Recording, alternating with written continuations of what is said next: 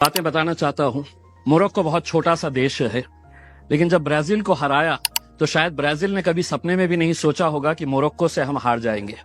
Messi की Argentina को जब सऊदी अरब ने हराया तो अर्जेंटीना ने कभी सोचा भी नहीं होगा कि सऊदी अरेबिया हमें इस तरह से हरा सकता है करके। लेकिन ये दोनों टीम्स, चाहे वो मोरक्को हो या सऊदी अरेबिया, जब मैदान में उतरे होंगे, उन्होंने पिछले 5 सालों से लगातार मेहनत कर रहे हैं ये सोचकर कि हम उतरेंगे तो हम जीतेंगे करके। हमें 135 करोड़ की आबादी वाले देश के अंदर हम लोग क्या कर रहे थे उस वक्त? हम टेलीविजन के सामने बैठे हुए थे और हम ताली बजा रहे थे।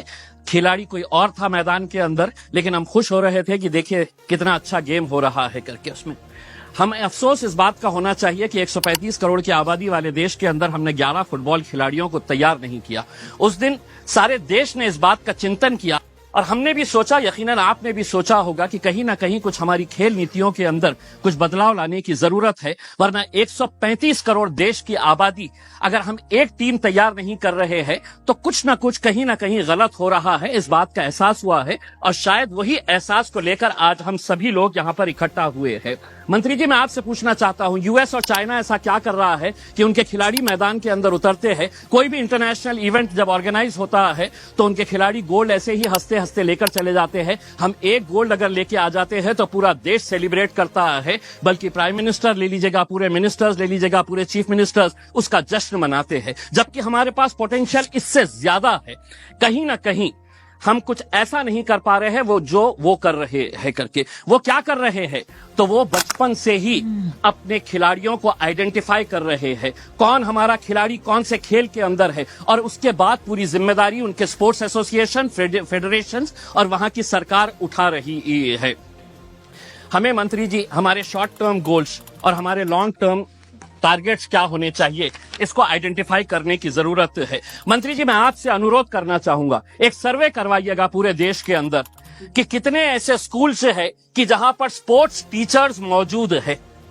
पूरे देश के अंदर, चाहे वो प्राइवेट स्कूल्स हो या गवर्नमेंट स्कूल्स है, स्पोर्ट्स टीचर्स कितने स्कूल्स के अंदर है। एक सर्वे करवाइएगा कि कितने स्कूल्स के अंदर प्लेग्राउंड्स मौजूद है। एक सर्वे करवाइएगा कि अगर ग्राउंड मौजूद है तो स्कूल के अंदर क्या एक फुटबॉल है, एक क्रिकेट का किट है, एक रेसलिंग का मैट है, क्या वहां पर बास्केटबॉल के लिए कोई सुविधा है। एक सर्वे करवा लीजिएगा पूरे देश के प्राइवेट, और तब आपको पता चलेगा कि हम लोग अगर खेलों के अंदर पीछे है तो इसकी वजह क्या है।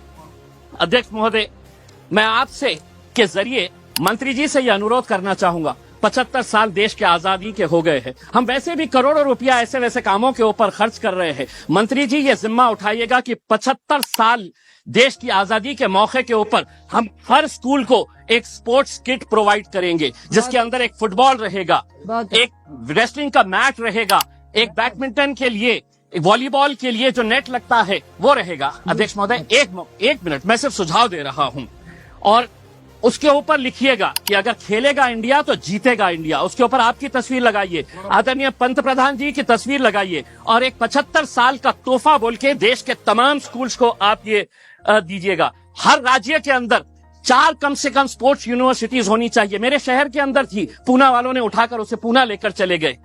हम जमीन ढूंढते रह गए और उन्होंने कहा कि नहीं, हम पूना लेकर चले जाएंगे। 4 स्पोर्ट्स यूनिवर्सिटी, जिसका फोकस एरिया यही होना चाहिए, sports education, sports management, sports science, sports research और स्पोर्ट्स न्यूट्रिशन। मैं मंत्री जी आपको बताना चाहता हूं, औरंगाबाद के अंदर एक स्पोर्ट्स अथॉरिटी ऑफ इंडिया का साई का एक्सीलेंसी सेंटर है।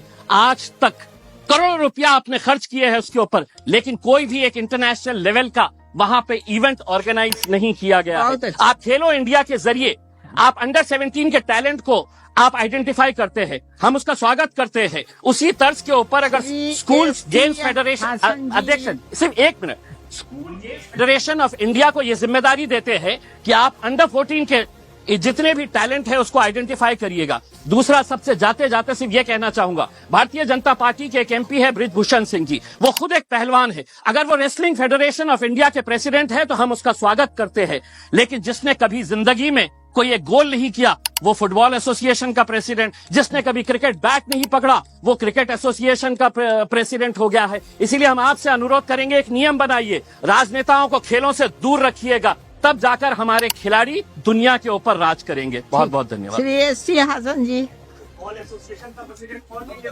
बहुत बहुत वो तो कल्याण चौबे है।